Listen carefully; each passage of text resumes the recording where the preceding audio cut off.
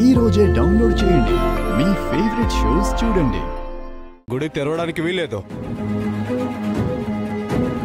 రఘురామ్ గారు చెప్పండి. ఇంతకు ముందు కూడా ఇలాగే చాలా మంది ఆఫీసర్లు వచ్చి అడిగారు, కానీ మేము తెరవలేదమ్మా. మా మాట వినకుండా కొంతమంది మూర్ఖంగా తలుపులు తెరిచారు. వాళ్ళు ప్రాణాలతో తిరిగి రాలేదు. ఎందుకు చెప్తున్నామో అర్థం చేసుకోండి. అర్థం చేసుకోవడానికి ఏం లేదు. నా డ్యూటీ నేను చేస్తున్నానండి. మీరు బలవంతంగా దౌర్జన్యంగా నా డ్యూటీకి అడ్డొస్తే ఖచ్చితంగా నేను పోలీస్ సహాయం తీసుకుంటాను. అక్కర్లేదు. ఈ ఊరి పెద్ద మనిషిగా నీ శ్రేయస్సు కోరి చెప్పాను. నువ్వు ఉద్యోగ ధర్మమే ముఖ్యమనుకుంటే, గవర్నమెంట్ ఆర్డర్స్ అమలు చేయడమే నీ డ్యూటీ అనుకుంటే అలాగే కానివ్వు. అదేంటి రఘురామ్ గారు అలా చెప్పారు? తర్వాత ఏమైనా జరిగితే ఎవరు బాధ్యత తీసుకుంటారు? కూతురు కదా, ఎదురు చెప్పలేకపోతున్నట్టున్నారు. నువ్వెంత తక్కువ మాట్లాడితే నీకంత మంచిదిరా. ఏంటి అలా చూస్తున్నారు? గుడి తలుపులు తెరవండి. పూజారి గారు, మిమ్మల్నే. తలుపులు తెరవండి.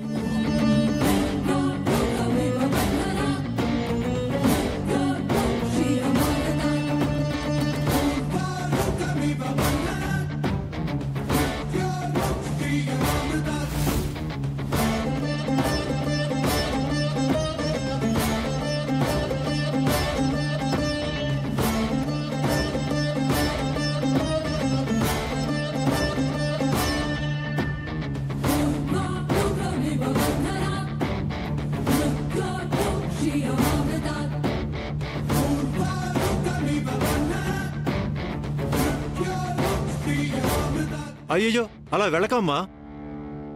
అలా దేవుడు అంటే భయం లేకుంటే ఎలాగమ్మా? దేవుడంటే ఉండాల్సింది భక్తి అండి, భయం కాదు.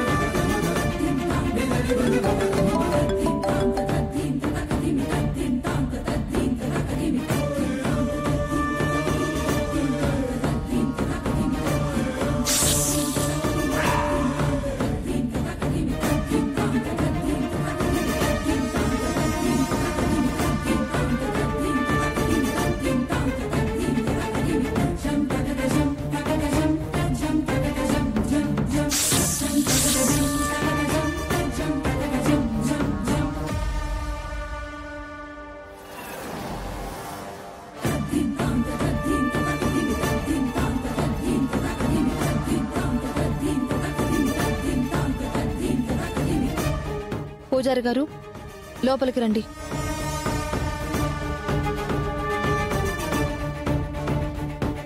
శౌర్య సార్ పడిపోయారే.